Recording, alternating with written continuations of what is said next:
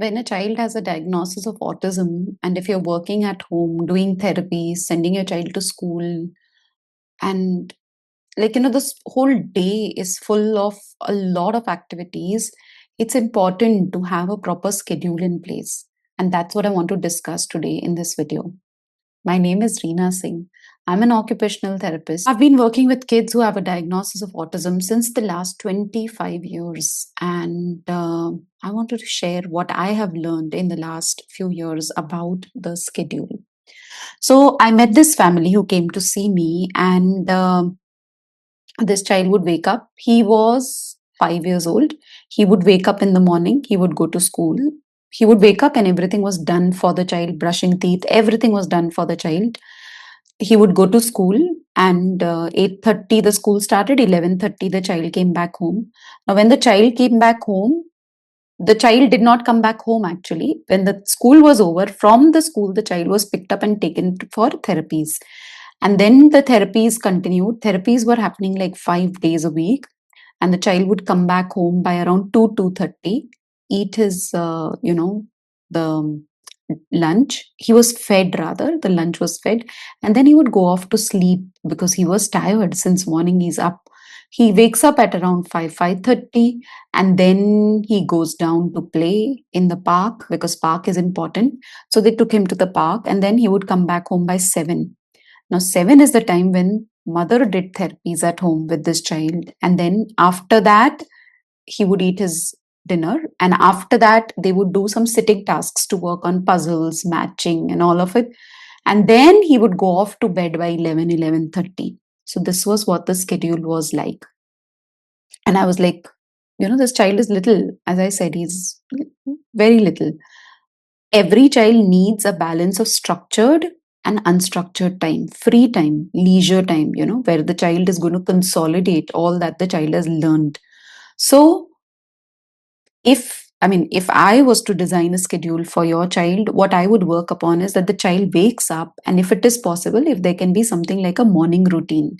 When I say a morning routine, it means a child wakes up, and then the child has some very good amount of massage or a deep pressure or a rhythmic activity in the morning.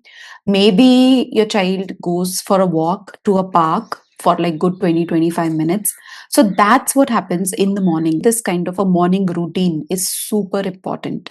Then the child brushes teeth or whatever and then goes to school.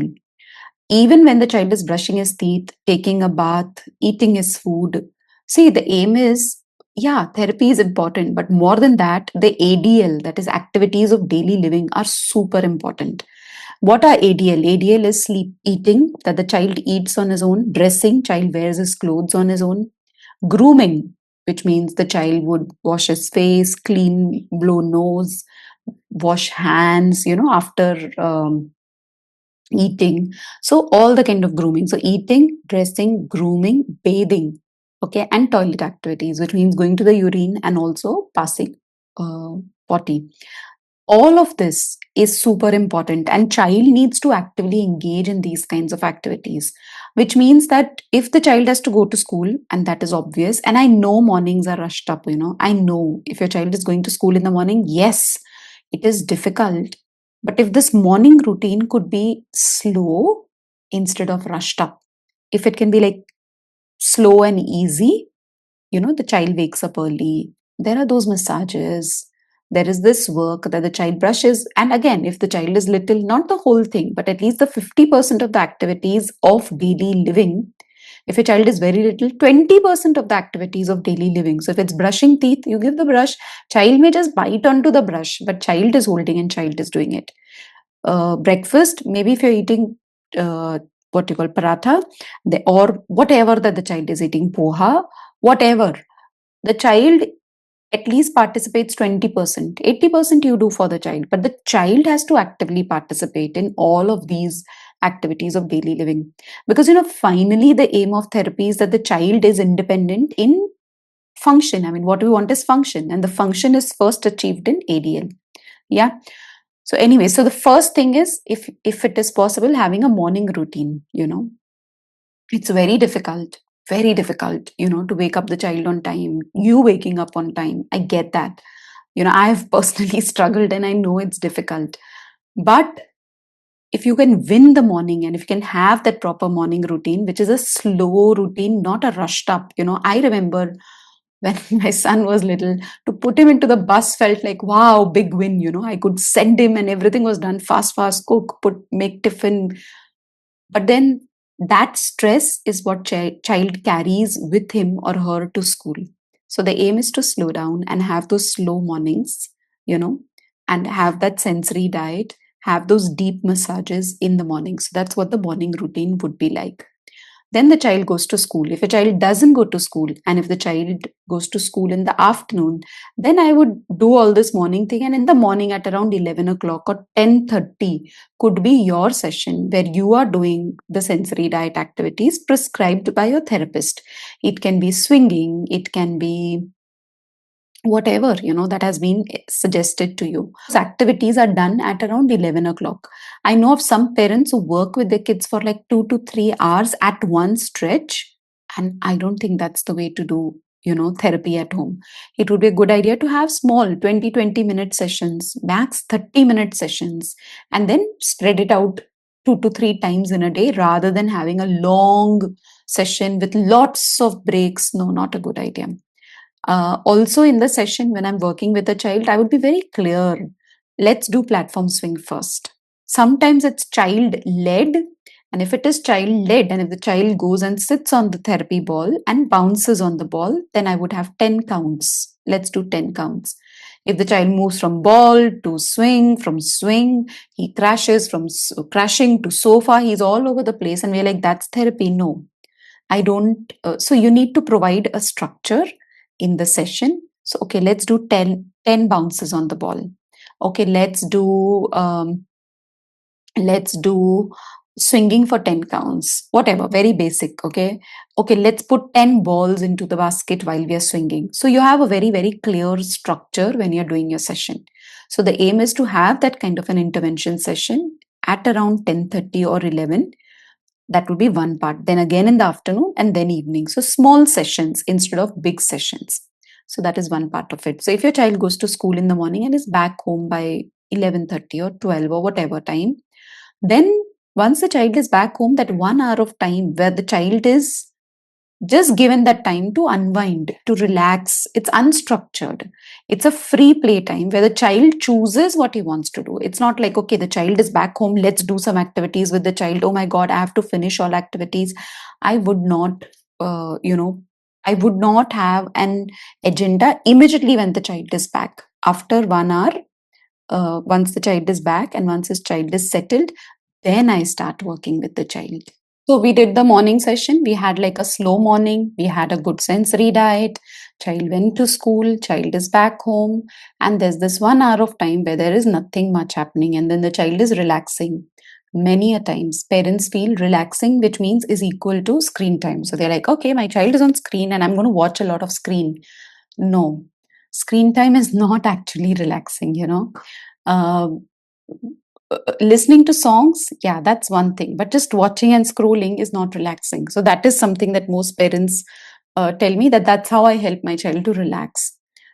Screen time is another thing that a lot of parents avoid completely. They don't give it to their child, or they give it at night just before sleeping. So I'm just sharing what are the common things that parents do and what are the things that you should not do if you really want your child to have a good schedule, because that's where you would start seeing gains if you are using your day well, if you're using that time wisely and strategically. So anyways, screen time, I don't believe in not giving screen time. I believe we give screen time because it helps to develop self control, and I say you get it for 15 minutes, and after 15 minutes you give me the phone back, and the child gives it back. Or it could be watching TV, whatever, 15 minutes, half an hour, depending on the age of your child.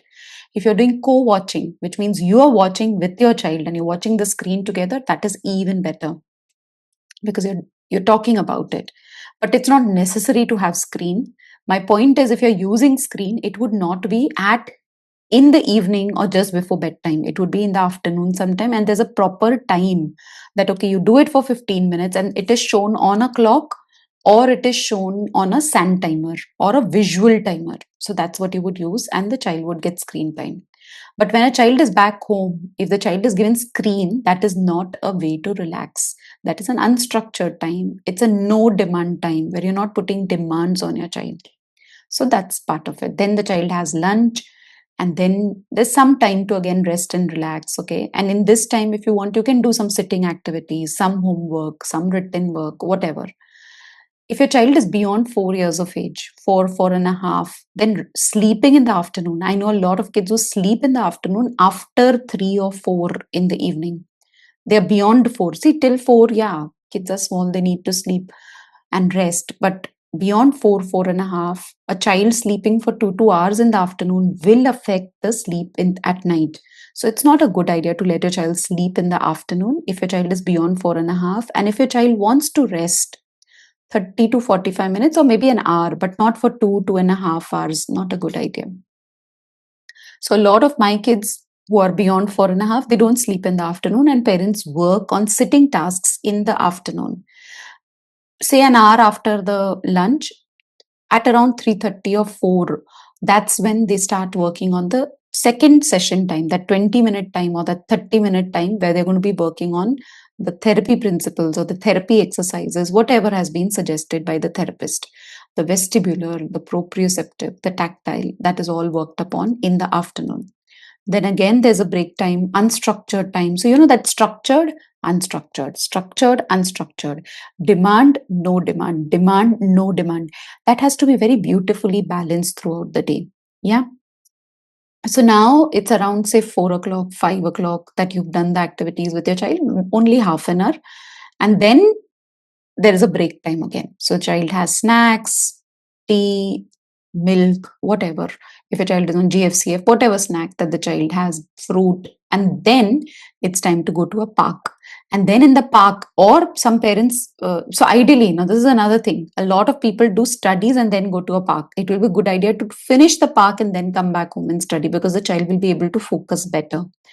So 5 o'clock or so that the child goes to the park by, say, 6:30, max 7. The child is in the park, comes back home. 6:30 or so would be a good idea that the child comes back home. Then again, there's another session of, say, 20-30 minutes, that where you can do some sitting tasks or where you can do the therapy, whatever that you feel needs to be worked upon. And then 7:30 max till 8, the child has dinner. And after that, it's a complete bedtime routine. There is no study, there is no therapy, nothing. It's just a bedtime routine, which means you put on the yellow lights in the house. You have like a very, what you call, maybe soft chanting is going on in the background, or music playing in the background. You maybe diffuse some essential oils. It prepares the brain to let the brain know that it's time to now start getting ready for sleep. Okay. So those are the kinds of things that will happen in the evening. There's not much of screen time. There's not much of activity which makes the child very hyper and all of it. Maybe a massage, warm water bath and massage while the child is in the bathroom, coming back home, changing the clothes into those night dress. And by 9:30, the child is on the bed. 10 o'clock, the child is off to bed. So this is what I would suggest as a routine. Again, at night, this can become like a night routine. So you start with a slow morning routine, you end with a slow night routine, and you have a lot of activities in the middle which are happening, and you're using a proper balance between structure and no structure, balance between being and doing. Being is you're just being with your child, doing is you're doing activities with your child. So once you balance it all, and in that protocol, in that program that you follow with your child, if you're very clear on what your goals are, then this consistency in using this schedule would be very helpful. If you're doing this kind of a work, Saturday, Sunday would be a day where you don't do any activity with your child. It could be a day where you're just going for a walk, for a trek. It's a non-structured time. You go out, meet extended family members, you invite friends to your house, whatever. But it's a day which is very different than Saturday, than the weekdays. So this kind of a balance, and that is a day when you also take a time off. And in this daily thing also, there are many windows where you're taking a break for yourself, 5-minute break, but you're taking those breaks for yourself. And when you get into this kind of a rhythm, a beautiful rhythm, full day's rhythm, there's a good weekday rhythm, and there's a good weekend rhythm. And when you balance it all, and then once in a month, you take a complete break for, say, 3, 4 days, no therapies, nothing. You're just taking a break. When I say break, it means stop the routine activities, but you can go for a walk, you can go for a swim, you can go for a trek with your child, you can do some nature trail with your child, different, something different. But you're not doing that regular activity. The child can go to grandparents house, or the grandparents can come, or the child can I mean, there's some break there from regular typical therapies. So if there's like a routine daily rhythm, there's like a weekly rhythm, there's a weekend rhythm, there's a monthly rhythm, and you're balancing it all, then you see the effect of the intervention that you do to your child, because the child feels that safety, and whatever therapy you do will start impacting and helping the child. So this is something that I really wanted to suggest. Think of how will you plan this daily routine. And the most common question that everyone tells is, it's so difficult, my child doesn't sleep. It's so difficult, I can't stop his afternoon nap. It's so difficult, my child will not wake up in the morning. I get it all. But if you've decided to do it, and if you make it happen, this would be the best decision that you would make to help and support your child. So I hope this was helpful. If you need more detailed discussion on how to set up a daily rhythm, how to set up a monthly rhythm, how to balance between being and doing time, how to decide what sensory activities to do in the morning, in the afternoon, in the evening, at night, what exactly needs to be done. All of that I discuss in my app, Autism Insights. So you can join my app and you can learn the depth, like this is like a good beginning point, and then you can get into the depth of it and understand things from a deeper perspective. So you're helping your child in a more better way. I hope this was helpful. I'll see you next week.